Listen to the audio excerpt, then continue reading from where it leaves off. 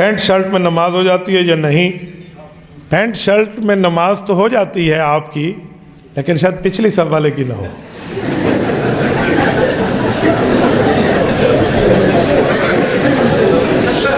ہونی تو کوئی بڑی گال میں تو کو کیا،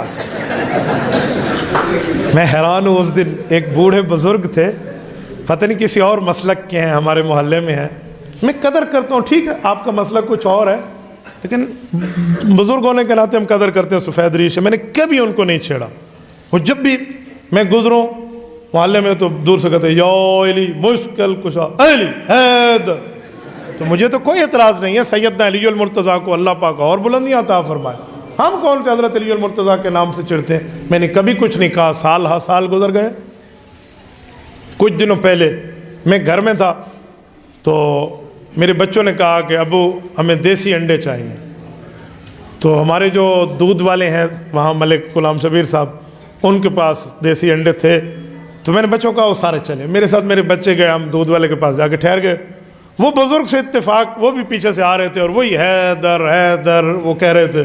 تو اچھی بات ہے، حضرت علی کا نام لے رہے ہیں، ہمیں کیسے کوئی لینا دینا؟ میں نے کچھ بھی نہیں کہا۔ جب قریب آئے میں نے 2 ہاتھ سے مصافحہ کیا، میں نے کہا بزرگوں کیا حال ہے، خیریت ہے آپ کی صحت ٹھیک ہے؟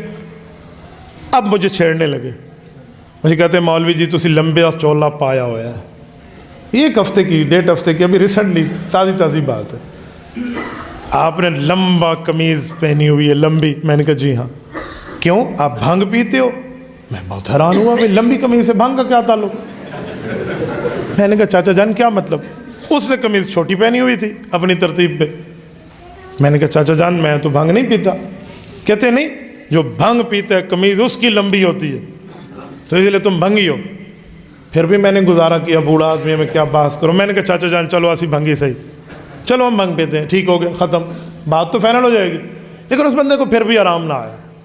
بعض بندوں کو شوق ہوتا ہے نا کہ نہیں رپلائی آئے۔ میں چاہ رہا تھا میں منہ نہ لگوں، میرے بچے بھی سن رہے ہیں، ملک صاحب باقی سب کے منہ خراب ہو گئے کہ ہمارے مولوی صاحب کو ایسے کہہ رہے، لیکن میں نے سب کو کہا میں بوڑھے آدمی۔ پھر مجھے کہنے لگے مولوی صاحب بھانگ چھوڑ دو۔ اب میں نے کہا جی 3 بار ہو گیا تو اب میرے اوپر بھی فرض ہے جواب۔ میں نے کہا بزرگوں قمیض آپ کی چھوٹی ہے اور میری لمبی ہے، میں نے لمبی اسی لیے پہنی ہے کہ جب میں سجدہ دوں نماز کا صف میں مسجد میں ٹھہر کے تو میری نماز بھی ہو اور پچھلے صف والے کی نماز بھی ہو جائے، اسی لیے میں لمبی قمیض پہنی ہے، سمجھے؟ میرا دامن اسی لیے لمبا ہے آگے سے اور پیچھے سے، تاکہ جب میں سجدہ دوں تو میری نماز بھی ہو اور پچھلے والے کی بھی ہو جائے۔ آپ کی دامن کی ترتیب چھوٹی ہے، ذرا آپ اپنے بارے میں سوچ لیں۔ جو اس بندے کا موڈ آف ہوا، ایسے جیسے ظل وجہ مسودہ، جیسے قرآن کہتے ہیں کہ بالکل منہ ختم ہو۔ اسے کہنے لگا میں نے جلدی سودا دے، میں تو چھیتی جانا ہے، جلدی سودا تو میں نے جانا ہے۔ جب جان لگے میں نے کہا حضرت میں گھر پہنچا ہوں، تو جو مالے والے نے کہا تسی گھر پہنچا دیتے ہیں، آدھے نے شرمندے نو گھر تے پہنچا دو۔ تو بعض چیزیں ایسی ہوتی ہیں اس کو کیسے بندہ کہے، تو مجبور نہ کریں۔ میں آپ کو پینٹ شرٹ سے منع نہیں کرتا، لیکن آپ وردی میں ہیں، مثلا پولیس کی ڈیوٹی ہے یا اداروں کی ڈیوٹی ہے، اس وقت تک تو آپ کے پاس گنجائش ہے، وہ ان حضرات نے آپ کو پابند کیا ہوا ہے۔ لیکن اگر آپ ڈیوٹی سے آف ہیں تو پھر آپ کو شلوار قمیض پہن لینی چاہیے، یا اتنا ڈھیل ڈھول ہونا چاہیے کہ اس سے اعضائے سطر نظر نہ آئے۔